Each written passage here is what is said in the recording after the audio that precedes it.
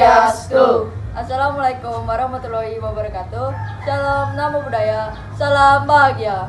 Salam bahagia. Perkenalkan, kami dari kelompok 4 akan menjelaskan tentang norma-norma. Pepatah pernah mengatakan, tak kenal maka tak sayang. Maka, izinkan kami untuk memperkenalkan diri terlebih dahulu. Perkenalkan, nama saya Elizabeth Meta, absen 4 dari kelas 7A. Perkenalkan, nama saya Ana Agung Istri Satya Wulandari Sadaka dari absen 1 dari kelas 7A. Perkenalkan, nama saya Kade Abinaya Sadu, absen 10 dari kelas 7A. Perkenalkan, nama saya Iko Yogi Chandra Gotama, absen 12 dari kelas 7A. Nama saya Imade Dwi Andika Wijaya, absen 14, kelas 7A. Perkenalkan, nama saya Kak Janisma Dewi dari kelas 7A, absen 16. Perkenalkan, nama saya Deputu Adla Sritami Putri, nomor absen 27, kelas 7A. Perkenalkan, saya Kecut Pradagari Pranata, absen 17 dari kelas 7A. Kami akan menjelaskan tentang norma kesopanan. Norma kesopanan adalah aturan dalam masyarakat sebagai pedoman yang baik. Contohnya, makan dengan tangan kanan, berbicara yang sopan. Saat kelas sedang berlangsung, Pak Guru Yoga sedang menjelaskan materi di depan kelas. Namun, Emma dan Yogi terlihat sedang asik mengobrol di belakang. Oke anak-anak, ini adalah rumus dari Pitagoras. Ada yang ditanyakan? Tidak Pak, sudah mengerti. Emma, Yogi, ngapain kalian asik sendiri ngomong? Sorry Pak, saya dan Emma lagi membahas tugas yang diberi Bu Ari. Ya nih Pak, tugas dari Bu Ari banyak banget, saya jadi bingung.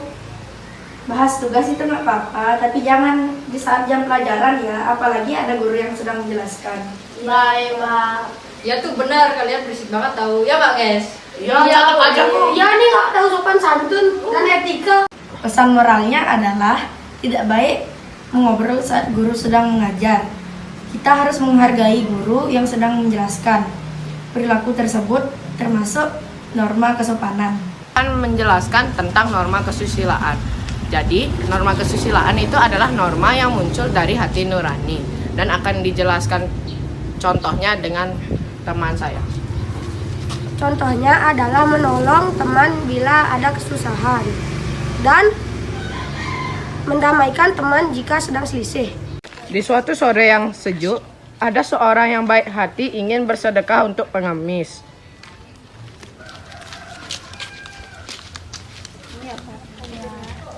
Ini ya Pak, diambil uangnya. Ya makasih. Keesokan harinya terdapat konten kreator yang membuat konten bersedekah. Udah bagus belum? Halo guys, sekarang kita akan membuat konten berbagi sedekah kepada orang yang membutuhkan. Contohnya seperti ini. Halo Pak, sekarang saya ada sedikit sedekah buat Bapak. Mau diterima ya Pak? Ya, terima kasih. Wah, jangan ambil uang saya Pak. Mending kita kasih aja, nggak sih, kasihan. Enggak, mubazir tahu, najis kasih orang kayak kamu tahu. Maaf ya Pak. Udah ngapain minta maaf? Ternyata ada orang yang lihat perbuatan yang tak terpuji itu. Jahat banget sih orang itu. Kenapa nggak kasih aja sih? Iya jahat banget, tapi gak boleh gitu mah. Ya Tuhan, kenapa ada orang seperti itu? Tolong sadarkanlah dia ya Tuhan. Tiba-tiba saat sampai di rumah Agung mendapat kabar bahwa ATM-nya sudah diretas dan semua uang hilang. Ia sangat menyesal telah berbuat jahat pada pengemis tersebut. Tidak, aku hilang. Aku melupakan ya Tuhan. Ampunilah segala dosaku. Pesan moralnya adalah janganlah berbuat baik hanya demi sebuah konten semata. Berbuat baiklah selalu tanpa mengharap apapun. Perilaku tersebut termasuk dalam norma kesusilaan. Kami akan menjelaskan tentang norma agama. Norma agama adalah norma yang bersumber dari Tuhan sesuai agama dan kepercayaan masing-masing. Contohnya, beribadah tepat waktu, jangan menyakiti sesama. Ada apa sih dia? Ribut banget. Ayo kita cek. Jangan di rumah.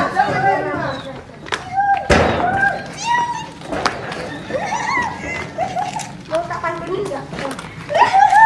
Ada apa ini ribut di luar? Ngapain main di sini? Ribut lagi. Kita itu lagi lagi melaksanakan hari raya Nyepi tahu. Kalian tuh seharusnya nggak boleh ribut-ribut kayak gini. Gimana toleransi kalian? Apaan sih alay banget? Gitu doang juga.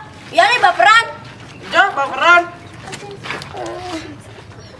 Yaudah, aku panggil pecalang ya. Meta dan Nila yang merupakan tetangga Agung pun kaget mendengar keributan tersebut. Ya apa sih kalian ribut-ribut? Ya nih, kita kan harus bertoleransi antar umat beragama. Apa sih alay banget? Apa sih kalian jahat banget? Dengerin dong kata Meta. Cuang canda juga. Iya. Kayak gitu loh. Agung dan Yoga pun masuk ke rumah mereka karena sudah malas dengan Abi, Dika, dan Emma. Ya aneh loh. Namun tiba-tiba ada seorang pecalang yang datang.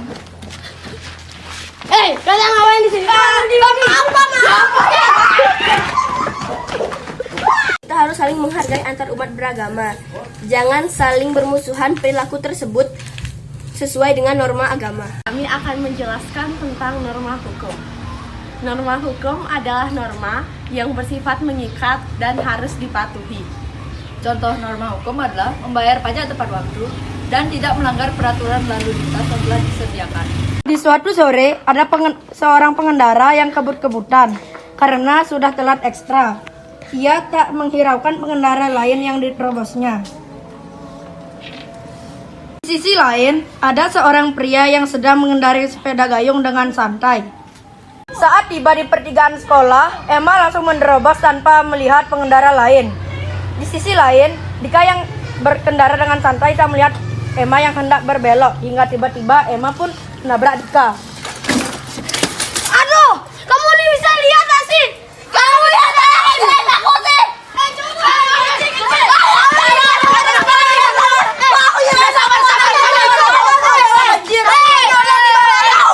Ini nomor satu. Ini nomor satu. Masih kecil ya sepeda gitu ya. Ini dia malah nyalahin saya, padahal dia yang salah. Dia yang salah. Sudah kalian berdua itu kami ke kantor polisi. Iya, cepat. Ayo. नखरे क्यों कर दिया मैनू जचदा नहीं कितना सवाल कर दिया ना मैं सुनता